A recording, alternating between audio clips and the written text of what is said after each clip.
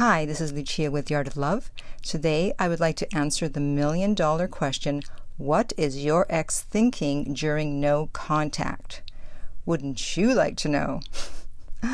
Of course you would. That's why you're listening to this. Okay, all right, I guess I'll tell you. So, obviously, I have to speak in generalities here. I can't speak to every single situation. If you want to know about your particular situation, then I would suggest booking a coaching session with me. So the first thing I want to say is that it's really going to depend on their interest level.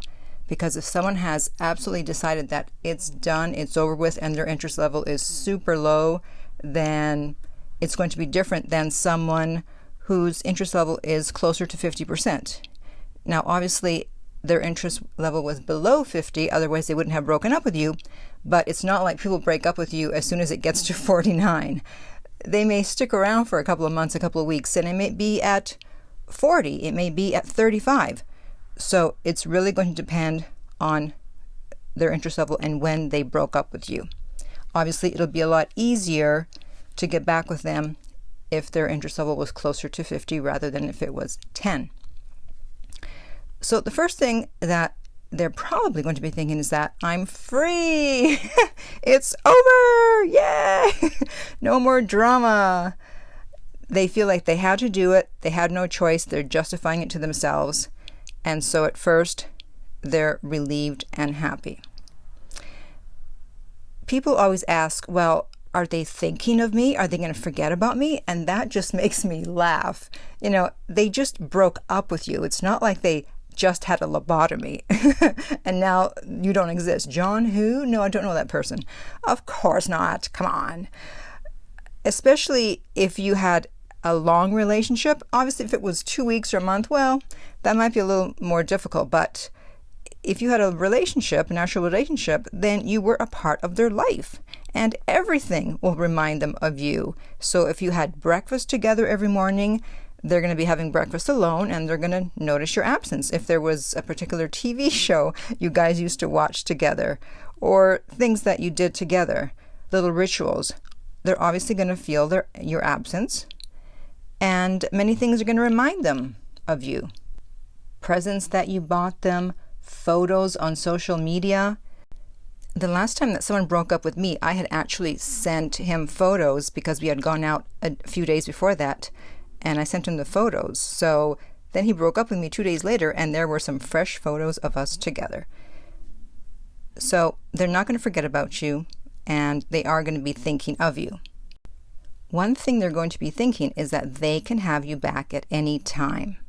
Even if you just said, okay, as I usually recommend, and just walked away, they're thinking, yeah, they're just putting on a brave front. I can get them back at any time. That's why no contact is so important, because when you don't contact them, now what they're going to be thinking is, what's going on here? They're going to wonder why they haven't heard from you. And that wondering, that question mark turned upside down becomes a hook. And it raises their interest level. And it makes them want to know what you are up to. Now, speaking of social media, I've heard that a graduate student did an informal study going around her campus asking people if they had been checking out their ex's social media, and 89% said yes. I don't know what those other 11% were up to. Either they lied or they just didn't care.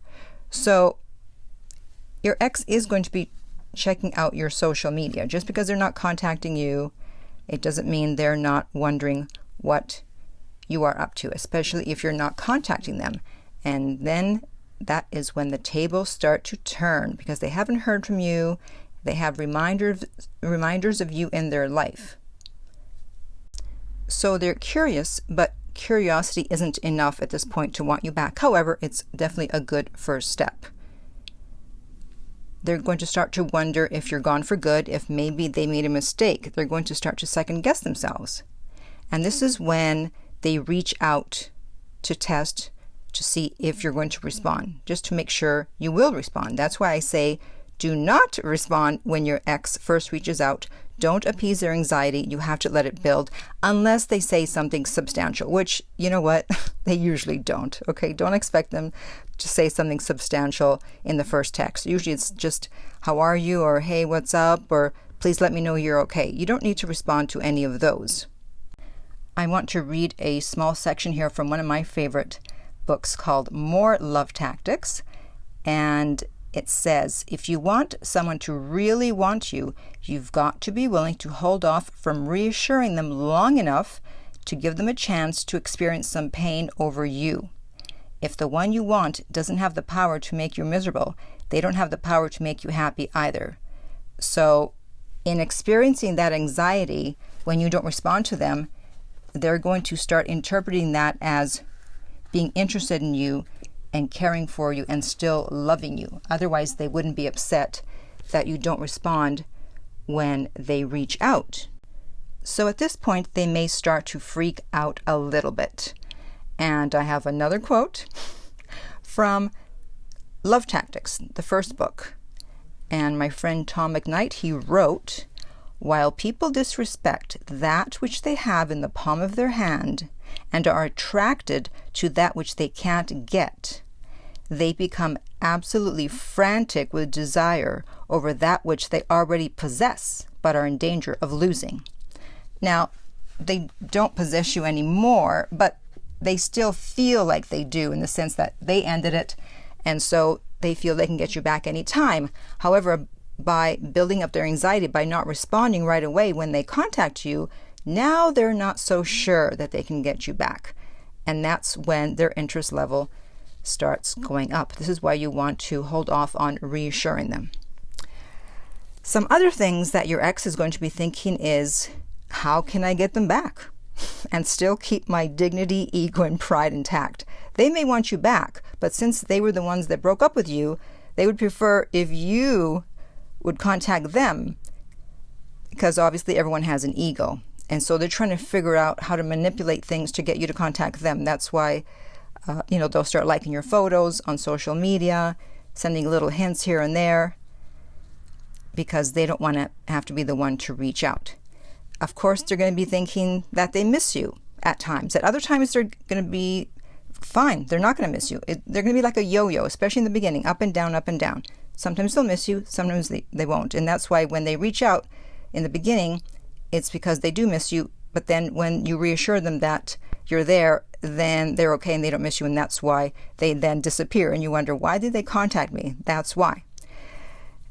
They may also be thinking, hey, they have to be the one to contact me. So even though they broke up with you, they're thinking that you have to contact them. And if you cheated on your ex or you took them for granted, then yes, after a period of no contact, you do need to contact them. It's not right. It's not fair to cheat on someone, take them for granted, and then when they break up with you, expect them to come looking for you again. And they may also be thinking, well, I'm not going to contact them. They have to contact me. Otherwise, I'm going to be the loser in this breakup. They're going to feel like a loser. So they're thinking, no, they have to contact me, meaning you have to contact them if you were the one broken up with. This is why I put out that video where I said after 9 months, if you are emotionally okay and you're okay with the outcome, that it's okay to reach out, because sometimes someone will get back with you, but they don't want to reach out and they're going to be stubborn. And then when you reach out, they answer right away and they get back together.